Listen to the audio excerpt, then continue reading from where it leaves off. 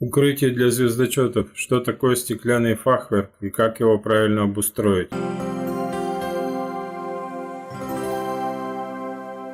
Понятие фахверк давно у нас на слуху. Немецкие домики, как еще называют подобные конструкции, выглядят чрезвычайно привлекательно. А что такое стеклянный фахверк и чем он отличается от обычного? Почему стеклянные дома в России набирают такую популярность и в чем их особенности? На эти и другие вопросы ответит данный материал. Как устроены стеклянные дома? Фахверк – это конструкция, состоящая из несущего каркаса и ограждающих элементов. В стеклянном варианте эти элементы исполнены из триплекса. Для каркаса преимущественно используют деревянные балки. Стиль этот близок к современному хай-теку. Важный нюанс – подобные дома изготавливают в заводских условиях. Только такой высокоточный процесс гарантирует качественное и герметичное крепление деталей.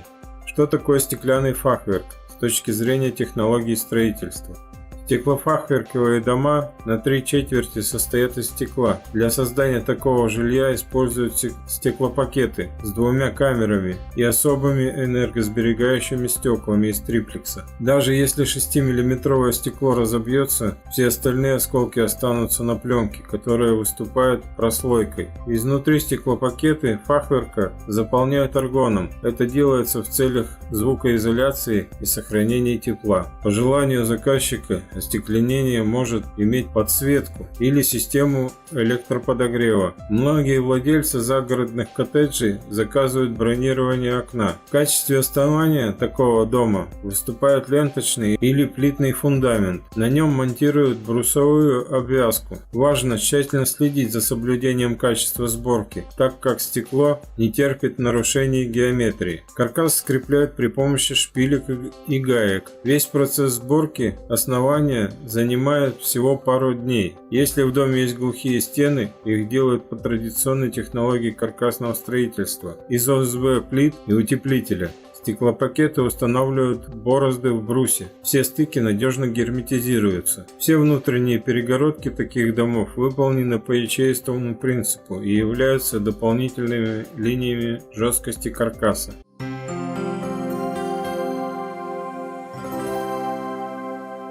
Плюсы и минусы стеклофахверка.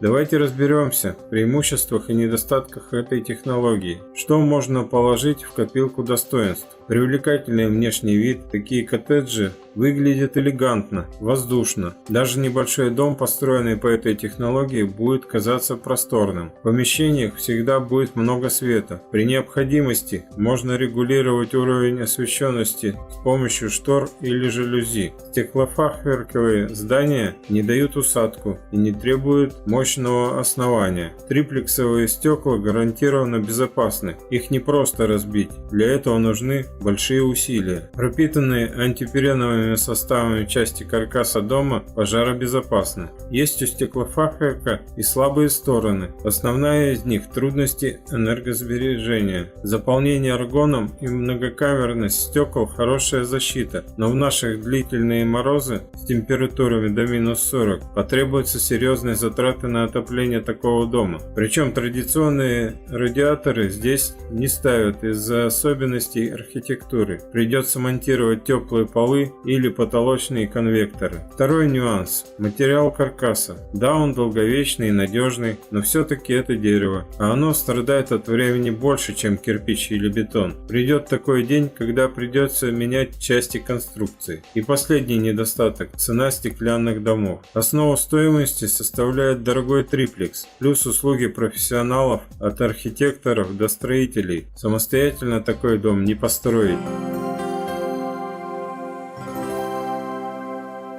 Проекты фахверковых домов, адаптированных под российские условия.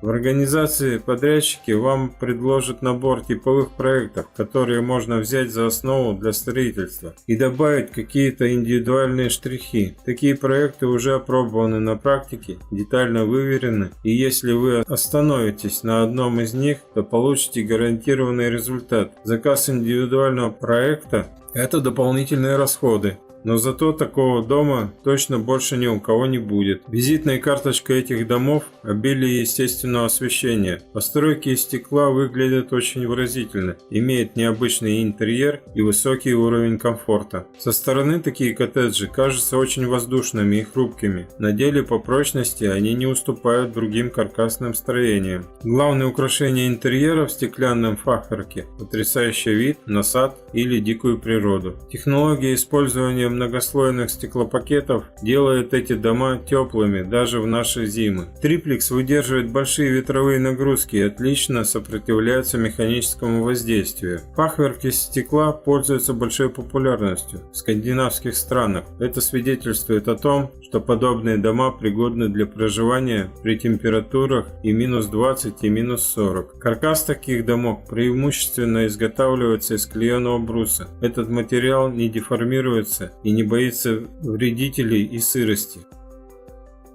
Сколько стоит построить стеклянный фахверк? Изучаем варианты.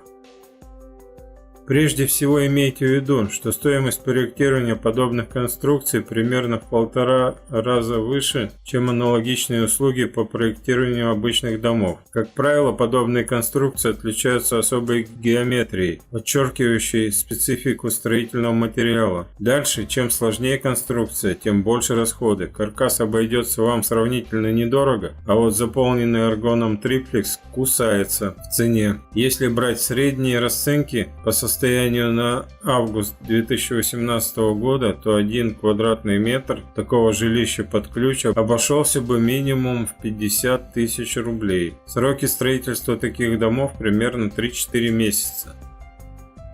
Что говорят о стеклянных домах фахверк их владельцы?